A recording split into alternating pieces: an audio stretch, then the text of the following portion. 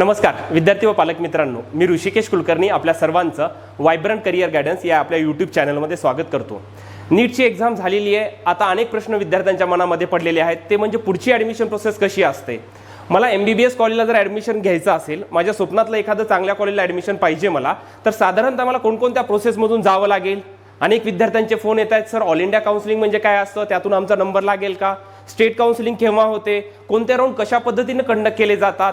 त्याचप्रमाणे काही विद्यार्थ्यांचे असे प्रश्न आहेत की सर क्वालिफाईंग क्रायटेरिया म्हणजे काय आहे, तो क्वालिफाईंग क्रायटेरिया क्रॉस करणं आम्हाला गरजेचं आहे का, त्यानुसार कोणकोणत्या कोर्सेसला ॲडमिशन मिळतं। असे अनेक प्रश्न विद्यार्थी आणि पालकांच्या मनामध्ये आहेत। ह्या सर्व प्रश्नांची उत्तरे या व्हिडिओच्या माध्यमातून अगदी थोडक्यामध्ये ॲडमिशन प्रोसेस कशी असते, त्याचा फ्लो कशा पद्धतीने आहे, हे सर्व सांगण्याचा मी प्रयत्न करणार आहे। त्यापूर्वी नीटच्या रिझल्टबद्दल विद्यार्थी वाट पाहत आहेत। 90% विद्यार्थ्यांना वेगवेगळ्या क्लासेस वेगवेगळ्या कॉलेजेसच्या आन्सर की पाहून आपला स्कोर काय येत आहे हे समजलं आहे, परंतु NTA कडून ऑफिशियल रिझल्ट केव्हा येईल, तर तो येईल आपल्या साधारणतः जून महिन्याच्या पहिल्या आठवड्यामध्ये। त्यापूर्वी काय येतं तर OMR शीट येते NTA कडून आणि मग आपल्याला रिझल्ट देखील कळतो। आता आपण असं समजूया की आपला रिझल्ट तेवढा मात्र समजलेला आहे, यापुढची ॲडमिशन प्रोसेस कशी असते हे मी तुम्हाला टप्प्याटप्प्याने सांगण्याचा प्रयत्न करणार आहे। दुसरं महत्त्वाची गोष्ट काय मित्रांनो, तर वायब्रंटमध्ये ॲडमिशनसाठी काउन्सिलिंगच्या ॲडमिशनसाठी सुरुवात झालेली आहे। टोटल आमच्या 5 बॅचेस आहेत, यापैकी 2 बॅचेस आमच्या फुल झालेल्या आहेत। साधारणतः नीटचा रिझल्ट येईपर्यंत आमचे ॲडमिशन सुरू असतात। वायब्रंटचं लातूर, बीड, बारामती, पुणे आणि नांदेडमध्ये ऑफिस आहे। तुम्ही कुठेही ॲडमिशन घ्या, तुमचं सर्व प्रोसेस ही अगदी घर बसल्या ठिकाणी आम्ही करून देतो।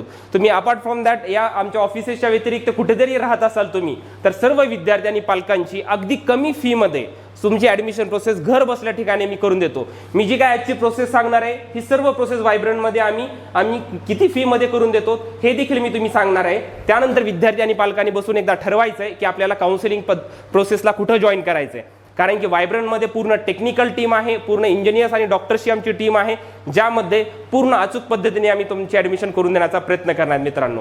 आता आपण व्हिडिओला सुरुवात करूया की कशा पद्धतीने आपली ॲडमिशन प्रोसेस असणार आहे आणि त्याचा फ्लो चार्ट कशा पद्धतीने आहे। तर सर्वप्रथम पहा, तर आता हे NTA काय काम करते बघूया। तर NTA म्हणजे काय आहे, तर नॅशनल टेस्टिंग एजन्सी, जे की विद्यार्थ्यांचे 2 काम करतात। ते म्हणजे काय, एक तर नीटची एक्झाम घेणं, हा टप्पा पूर्ण झालेला आहे। त्यानंतर दुसरा महत्त्वाचा काय आहे, तो म्हणजे नीटचा रिझल्ट डिक्लेअर करणं। ह्या 2 गोष्टी NTA करत असतं मित्रांनो। तर आपण यापैकी आता एक तर आपल्याला एक्झाम झाली आहे, लवकरच NTA कडून ऑफिशियल तुमचा रिझल्ट देखील जाहीर करण्यात येणार आहे। त्यानंतर पुढची महत्त्वाची गोष्ट काय आहे, तर आता आम्हाला स्कोर तर कळालेला आहे, मग आता काय, तर आता MBBS, BDS, BMS, BHMS, BUMS, BPTH, BSLP, occupational therapy, BPNO, ह्या सर्व कोर्सेसला जर मला ॲडमिशन घ्यायचं आहे महाराष्ट्रामध्ये किंवा ऑल इंडियामध्ये जर मला ॲडमिशन घ्यायचं असेल, तर मला काय करावं लागेल, तर मला सर्वप्रथम नीट ही एक्झाम द्यावी लागेल। आता आम्ही एक्झाम दिली आहे म्हणजे आपण काय करू शकतो, या बेसिसच्या आधारे आपण MBBS, BDS, BMS, BHMS या सर्व कोर्सेसला आपण ॲडमिशन घेण्यासाठी पात्र झालेलो आहेत। म्हणजे आता आपण ॲडमिशन घेण्यासाठी तर पात्र झालोय। मग यानंतर महत्त्वाचा पुढचा टप्पा काय असतो, तो म्हणजे काय, तर साधारणतः इथं लक्ष द्या, MBBS, आता मला MBBS करायचं आहे किंवा BDS, BMS, BHMS आणि BUMS एवढ्या 5 कोर्सेसला ॲडमिशन घ्यायचं आहे। तर महत्त्वाचं काय, तर मला या कोर्सेसला ॲडमिशन घेण्यासाठी मला काय करावं लागेल, तर मला नीट क्वालिफाय व्हावं लागेल। म्हणजे मला नीट क्वालिफाय म्हणजे टोटल 720 मार्काची एक्झाम आहे, त्यापैकी समथिंग मला मार्क्स येणं गरजेचं आहे, म्हणजे मी नीट क्वालिफाय होतो। आणि नीट क्वालिफाय झाल्यानंतरच आपल्याला या सर्व कोर्सेसला साधारणतः MBBS, BDS, BMS, BHMS, BS, बाकी पॅरामेडिकल कोर्सेसला काही गरज नाही, तुम्ही क्वालिफाय कितीही मार्क पडले तरी तुम्ही ॲडमिशन घेऊ शकतात, परंतु या कोर्सेससाठी तुम्हाला नीट क्वालिफाय होणं गरजेचं आहे। मग यासाठी काय असतो, जेव्हा तुमचा नीटचा रिझल्ट येईल त्यावर एक क्वालिफाईंग क्रायटेरिया येत असतो। आता हा क्वालिफाईंग क्रायटेरिया 2021 ला काय होता, त्या पद्धतीने 2022 ला काय होता, हे देखील मी तुम्हाला इथे क्लिअर करू इच्छितो। आता बघूया आपण की क्वालिफाईंग क्रायटेरिया काय असतो आणि तो कशा पद्धतीने आहे। आता इथं तुम्हाला समोर दिसत आहे बघा, हा 2021 चा क्वालिफाईंग क्रायटेरिया आहे। साधारणतः 2021 ला बघा, प्रत्येक कॅटेगरीनुसार क्वालिफाईंग क्रायटेरिया असतो। जे विद्यार्थी ओपन मध्ये येत होते अशा विद्यार्थ्यांना 138 मार्क्स लागत होते।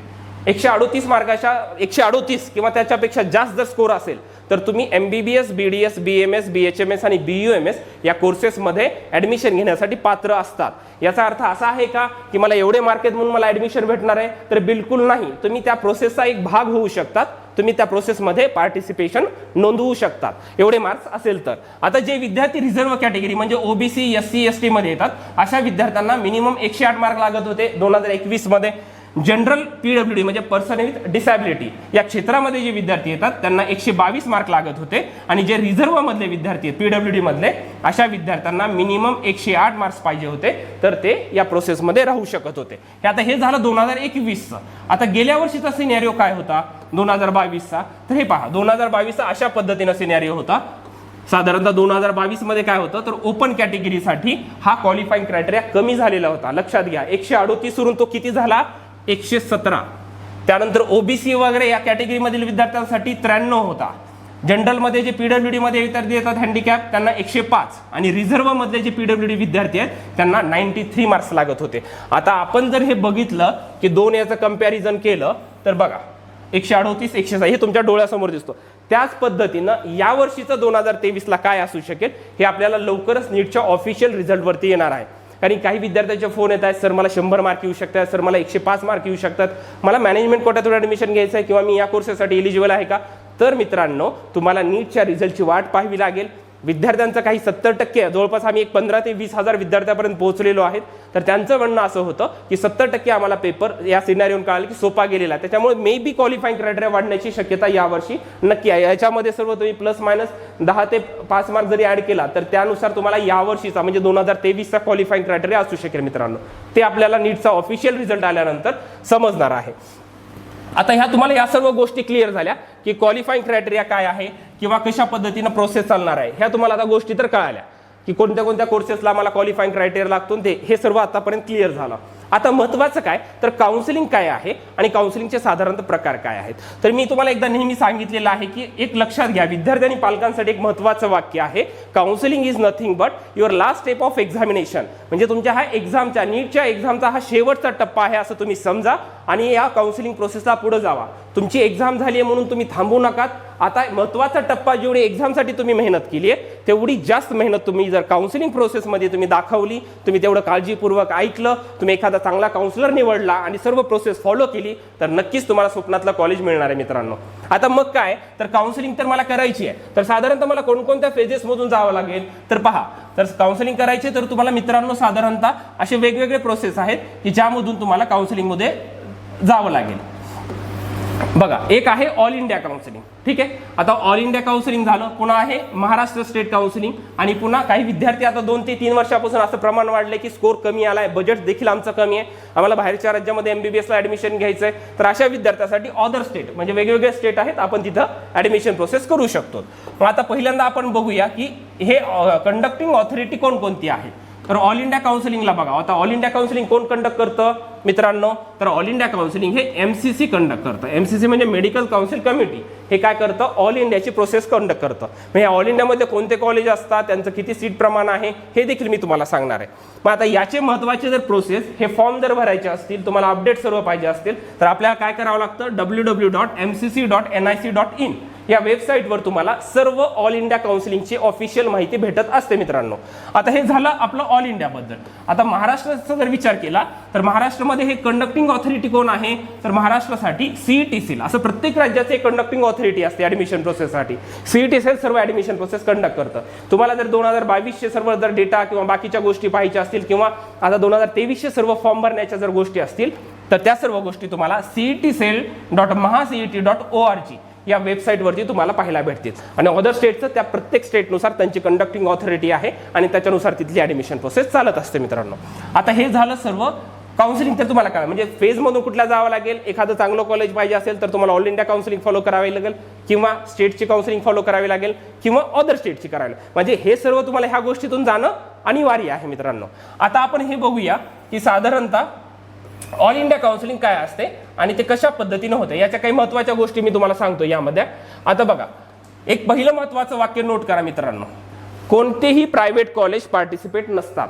आता ऑल इंडिया काउन्सिलिंग आपण MBBS बद्दल बोलत आहेत, यामध्ये काय आहे MBBS BDS मधला जो ऑल इंडिया कोटा तुम्ही ऐकलेला आहे, जो सर्वात सुरुवातीला नीटचा रिझल्ट आल्या सर्वात आधी ऑल इंडिया काउन्सिलिंगला सुरुवात होते, कारण की विद्यार्थ्याचा स्कोर आणि टोटल जेवढे विद्यार्थी बसले त्यापैकी त्या विद्यार्थ्याचा आलेला ऑल इंडिया रँक हे विद्यार्थ्याला माहीत असतो, त्यामुळे सर्वात सुरुवातीला काय होतं तर ऑल इंडिया काउन्सिलिंगला सुरुवात होते. यामध्ये लक्षात घ्या, यामध्ये कुठलेही प्रायव्हेट कॉलेज असतात का, कारण विद्यार्थी पालकांचे जास्त करून फोन येतात, सर आम्हाला 500 मार्क आलेत, माझा ऑल इंडिया कोट्यातून नंबर लागेल का, आम्हाला कोणतरी सांगितलंय की एखाद्या राज्यातला गव्हर्नमेंट कॉलेज भेटू शकतं तर हे लागेल का, अजिबात नाही. किंवा एखादे काही पालक म्हणतात की आम्हाला प्रायव्हेट कॉलेजला तिथे ॲडमिशन घेऊ शकतो का आम्ही, तर एक लक्षात घ्या, ऑल इंडिया काउन्सिलिंगमध्ये कोणत्याही प्रकारचे प्रायव्हेट कॉलेज पार्टिसिपेट नसतात, सर्व गव्हर्नमेंट कॉलेज पार्टिसिपेट असतात. आता दुसरं बघा, आता कोणते कोणते कॉलेज आहेत आणि त्यांचं सीटचं प्रमाण कशा पद्धतीने आहे पर्सेंटेजचं, हे देखील आपण लगेच डिस्कस करणार आहेत मित्रांनो. आता बघा, तर seats under all India counselling admission process. आता ऑल इंडियाच्या खाली कुठले सीट आहेत बघा, साधारणतः इथं तुम्हाला दिसत आहे स्क्रीनवरती, एक म्हणजे 15% all India quota, 15% seats in every government colleges for MBBS and BDS. ठीक आहे, MBBS आणि BDS साठी 15% सीट हे आपल्याला तुम्हाला दिसतील, 15% seats in every government college. आता याचा एक अर्थ लक्षात घ्या, म्हणजे काय, आता तुम्हाला एक थोडक्यात उदाहरण सांगतो. सपोज एखादा आता GMC लातूर आहे, सपोज GMC लातूर, तिथे समजा 100 जागा आहेत, तर काय म्हटलेलं आहे, every seats in every government college 15% seats. 15 म्हणजे काय, याच्या 15% सीट्स ह्या कोणाला दिलेल्या आहेत, त्यांनी ऑल इंडिया कोट्याला दिलेल्या आहेत. म्हणजे 15% सीट म्हणजे याच्या टोटल 15 जागा कुठून भरल्या जाणार, ऑल इंडिया कोट्यातून. मग राहिल्या किती जागा, यांच्या राहिल्या 85% जागा ह्या कुठून भरल्या जाणार, तर ते त्या स्टेटच्या ऍडमिशन प्रोसेसमधून भरल्या जातात. हे लक्षात घ्या, गव्हर्नमेंट कॉलेज प्रत्येक स्टेटच्या गव्हर्नमेंटच्या 15% जागा त्या कॉलेजच्या ज्या संख्या आहे टोटल इंटेक कॅपॅसिटी त्यातल्या 15% जागा ह्या ऑल इंडिया कोट्यातून भरल्या जाणार आहेत आणि रिमेनिंग कोटा जो आहे तो त्या त्या स्टेटनुसार भरल्या जाणार. अशा पद्धतीनं तिथं प्रोसेस असते. ठीक आहे, आता दुसरं पहा, पुढचं काय आहे महत्वाचं, की 100% सीट्स इन एम्स आणि झिपमर. सर मला एम्सला ॲडमिशन घ्यायचं आहे, मला आहे त्या झिपमरच्या 2 जे प्रिमायसेस आहेत तिथं मला ॲडमिशन घ्यायचं आहे, तर विद्यार्थ्यांना काय करावं लागतं, तर आधी विद्यार्थ्यांना ऑल इंडिया प्रोसेसला मध्ये पार्टिसिपेशन करावं लागतं, तिथं रजिस्ट्रेशन असतं ते करावं लागतं आणि मग तिथली ॲडमिशन प्रोसेस ऑल इंडिया मार्फत MCC कडून कंडक्ट करण्यात येते. त्यानंतर अजून काय आहे, तर 100% सीट्स AFMC जे पुण्यामधलं कॉलेज आहे, तर त्यांच्यासाठी आधी पहिल्यांदा रजिस्ट्रेशन प्रोसेस असते, त्यानंतर AFMCच्या सेपरेट वेबसाईटवरून पोर्टलवरून ॲडमिशन प्रोसेस पुढची कंडक्ट होते. पण सुरुवातीला काय करावं लागतं, तुम्हाला पार्टिसिपेशन जर करायचं असेल मित्रांनो, तर सुरुवातीला तुम्हाला MCCला रजिस्ट्रेशन करणं गरजेचं आहे. त्यानंतर काय 100% सीट्स इन सेंट्रल युनिव्हर्सिटीज. आता काही सेंट्रल युनिव्हर्सिटीज आहेत, जसं की BHU आहे, AMU अलीगढ मुस्लिम युनिव्हर्सिटी, ह्या सेंट्रल युनिव्हर्सिटीमध्ये जर ॲडमिशन घ्यायचं असेल तुम्हाला, तर तुम्हाला ऑल इंडिया काउन्सिलिंगमध्ये पार्टिसिपेशन करावंच लागेल. आणि शेवटची गोष्ट महत्त्वाची काय आहे ती म्हणजे डीम्ड युनिव्हर्सिटी. सर ह्या डीम्ड युनिव्हर्सिटी देखील ॲडमिशन प्रोसेस 100% सीटची ॲडमिशन प्रोसेस कुठून होते, तर ती होते ऑल इंडिया काउन्सिलिंगमधून. सर्वात हे विद्यार्थ्यांनी लक्षात घेणं गरजेचं, जसं डीम्ड युनिव्हर्सिटी म्हणजे हे जर वरचे कॉलेजेस सोडले, हे सर्व गव्हर्नमेंट कॉलेज आहेत, फक्त जे स्वायत्त संस्था असलेले म्हणजे डीम्ड युनिव्हर्सिटी आहे, यांना देखील तुम्हाला ॲडमिशन घ्यायचं असेल, यांची देखील ॲडमिशन प्रोसेस सर्वात आधी सुरू होते, ते म्हणजे ऑल इंडिया काउन्सिलिंगमध्ये. ज्यांना आता कमी मार्क आहेत, ज्यांना भारतीय विद्यापीठ, DY पाटील, कृष्णा कराड अशा वेगवेगळ्या कॉलेजेसमध्ये ॲडमिशन घ्यायचं आहे, अशा विद्यार्थ्यांना काय करावं लागतं, ऑल इंडिया काउन्सिलिंगला फॉलो करावं लागतं. यासाठी एक प्रोसेस असते. यासाठी मग आता काय होते बघा, आता हे झाले कुठल्या कॉलेजला तुम्हाला एम्सला ॲडमिशन घ्यायचं असेल किंवा 15% कोटातून जायचं आहे, झिपमर, AFMC, सेंट्रल युनिव्हर्सिटी किंवा डीम्ड युनिव्हर्सिटी, यामध्ये कुठे जायचं असेल तर तुम्हाला एक कळालं, ऑल इंडिया काउन्सिलिंगला मला फॉलो करावं लागेल. मग ऑल इंडिया काउन्सिलिंगमध्ये थोडक्यामध्ये काय काय असते बघा, ऑल इंडिया काउन्सिलिंगमध्ये थोडक्यात काय असतं की साधारणतः असे त्यांचे राऊंड असतात. आता हे मी तुम्हाला सांगितलं, यापैकी तुम्हाला जर आधी काही करायचं असेल तर सर्वात पहिल्यांदा काय करावं लागतं तुम्हाला, तर ते म्हणजे रजिस्ट्रेशन करावं लागतं. याची प्रत्येकाची आता हे तुम्हाला त्यावेळेस मी सांगणार आहे, रजिस्ट्रेशन कसं करायचं, कुठल्या पोर्टलवर करायचं, रजिस्ट्रेशन करण्यासाठी किती फी लागते हे तुम्हाला सांगतो. हे रजिस्ट्रेशन करावं लागतं. त्याच्यानंतर तुम्हाला कॉलेजचे ऑप्शन चॉईस फिलिंग करावे लागते, चॉईस फिलिंग, आणि त्यानंतर मग तुमचा रिझल्ट लागतो. आता हे रजिस्ट्रेशन करणं, हे प्रोसेस करणं, तुमचा नंबर कुठं लागतो, काय लागतो, हे सर्व वायब्रंटमध्ये आम्ही तुमचं घर बसल्या ठिकाणी करून देतो. तुम्हाला कुठलेही फॉर्म भरण्यासाठी इथे यायची गरज पडत नाही. सर्व ही ॲडमिशन प्रोसेस जी मी सांगतोय ही टप्प्याटप्प्याने आम्ही तुमची घर बसल्या ठिकाणी, अगदी फक्त 4000 रुपये आमची काउन्सिलिंग फीस आहे. या 4000 काउन्सिलिंग प्रोसेसमध्ये आम्ही तुमचं घर बसल्या ठिकाणी ॲडमिशन करतो. पालकांनी ठरवा फीस किती भरायची आहे. यामध्ये रॉकेट सायन्स नाही आहे किंवा काही नाही, फक्त ही प्रोसेस जर अगदी योग्य वेळी, योग्य ठिकाणाहून आणि योग्य काउन्सिलरकडून तुम्ही केली तर नक्कीच तुम्हाला चांगल्या पद्धतीनं कॉलेज भेटणार आहे मित्रांनो. आता हे आपण चॉईस फिलिंग सर्व झालं की मग त्यांच्या अशा पद्धतीने हे राऊंड असतात. राऊंड 1 होतो, राऊंड 2 होतो, तिसऱ्या राऊंडला मॉपअप राऊंड असं म्हटलं जातं आणि सर्वात शेवटी जागा शिल्लक राहिल्या तर तो देखील स्ट्रे वॅकन्सी राऊंड होतं. आणि ऑल इंडिया काउन्सिलिंगचे सर्व राऊंड हे ऑनलाईन पद्धतीने राऊंड होतात. फक्त जो शेवटचा राऊंड असतो डीम्ड युनिव्हर्सिटीचा तो ऑफलाईन राऊंड असतो, तो कॉलेज वाईज असतो. जर डीम्ड युनिव्हर्सिटी सोडलं तर हे serve first round, second round आणि मॉपअप राऊंड हे सर्व राऊंड ऑनलाईन पद्धतीने होतात. हे गव्हर्नमेंट कॉलेजसाठी. आणि जागा शिल्लक राहिला तर स्ट्रे वॅकन्सी राऊंड देखील होतो. हे सर्व राऊंड ऑनलाईन पद्धतीने होतात. फक्त डीम्ड युनिव्हर्सिटीचा हा राऊंड जो आहे तो ऑफलाईन पद्धतीने होतो. हा झाला टोटल आपला ऑल इंडिया काउन्सिलिंग बद्दलचा सिनेरिओ. आता याचे राऊंड कसे होतात, म्हणजे ऑल इंडियाचा राऊंड झाल्यानंतर महाराष्ट्राचा केव्हा होतो, त्यानंतर ऑल इंडियाचा सेकंड राऊंड केव्हा होतो, हे देखील मी तुम्हाला सांगणार आहे. आता हे झालं आपण थोडक्यात बघितलं ऑल इंडिया राऊंड बद्दल. ठीक आहे, आता आपण थोडं डिस्कस करूया की ऑल इंडिया राऊंडचं तर मला सर समजलंय. आता मला महाराष्ट्रासाठी माझं महत्त्वाचं आहे, महाराष्ट्रातली ॲडमिशन प्रोसेस मला फॉलो करायचे तर मला काय करावं लागेल.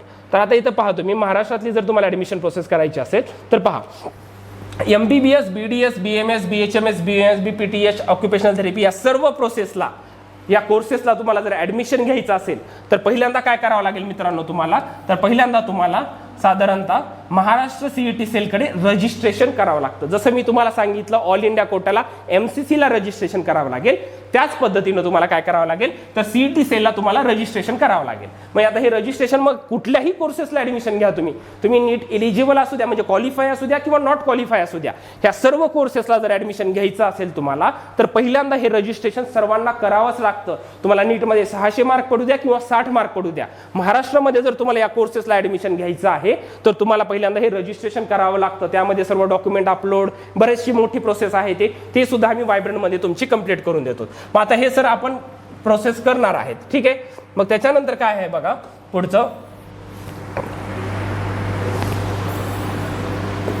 आता याच्यामध्ये हा पॉईंट आपण डिस्कस करूया की मग आता हे आम्हाला तर कळालं सर, मग आता यामध्ये सीटचं डिवायडेशन कसं आहे, कसं पर्सेंटेज आहे. जसं मी तुम्हाला ऑल इंडियामध्ये कोणकोणते कॉलेज येतं ते सांगितलं, त्या पद्धतीने महाराष्ट्रामध्ये जर मला फॉलो करायचं असेल ॲडमिशन प्रोसेस तर त्यामध्ये पहा कसं आहे. तर बघा महाराष्ट्रामध्ये करायचं असेल तर गव्हर्नमेंट MBBSचं बघा 85% सीट असतात अवेलेबल. 15% कुठे गेल्या, 15% ऑल इंडियामधून आपण भरलेले आहेत. त्यानंतर काय आहे प्रायव्हेट MBBSच्या 100%, जसं की आता सिंहगड कॉलेज आहे, लातूरचा MIT आहे, ह्या सर्व कॉलेजच्या 100% सीट, त्यामध्ये 15% मॅनेजमेंट कोटा असतो. बाकीच्या सर्व म्हणजे 100% सीट कुठं कंडक्ट केल्या जातात तर CET सेलच्या अंडर कंडक्ट केल्या जातात. त्यानंतर BDSच्या 85%, 15% ऑल इंडिया कोट्यातून भरल्या जाणार. आणि प्रायव्हेट BDSच्या किती तर 100% सीटची ॲडमिशन प्रोसेस करण्यात येते CET सेलच्या अंडर. त्यानंतर गव्हर्नमेंट आणि प्रायव्हेट BAMS 85%, कारण की आयुषचा देखील 15% ऑल इंडिया कोटा आहे, म्हणजे त्याची देखील वेगळी प्रोसेस असते. हे देखील प्रोसेस आता बघा क्लिअरली. आता ऑल इंडिया MBBS BDS झालं, त्यानंतर महाराष्ट्र स्टेटचं तर आहे. आता आपल्याला ऑल इंडिया आयुषचं देखील वेगळं रजिस्ट्रेशन असतं. हे देखील एकाच 4000 फीसमध्ये आम्ही करून देतो. याच्यासाठी वेगळी फीस नाही आहे. ऑल इंडिया काउन्सिलिंगसाठी वेगळी फीस, स्टेट काउन्सिलिंगसाठी वेगळी फीस, मग ऑल इंडिया आयुष वेगळी, असं बिलकुल वायब्रेंटमध्ये होत नाही. कारण की आम्ही देखील या प्रोसेसचा पार्ट होऊन पासआउट झालेलो आहेत. त्याच्यामुळे सर्व विद्यार्थी आणि अगदी ग्रामीण भागातील पालकांचा विचार करून आम्ही सर्वात कमी फी महाराष्ट्रामध्ये घेतो मित्रांनो, ह्या पद्धतीनं पहा. त्यानंतर बाकी जर म्हणायचं झालं तर प्रायव्हेट BHMS, गव्हर्नमेंट आणि गव्हर्नमेंटचे तर BHMS कॉलेज महाराष्ट्रात नाही आहेत, तर 85% त्यांच्या सीट देखील प्रायव्हेटच्या पूर्ण 100%. फक्त याचा गव्हर्नमेंट म्हणजे ऑल इंडिया कोटा देखील BHMSचा आहे, फक्त महाराष्ट्रामध्ये गव्हर्नमेंट कॉलेज एकही नाही आहे.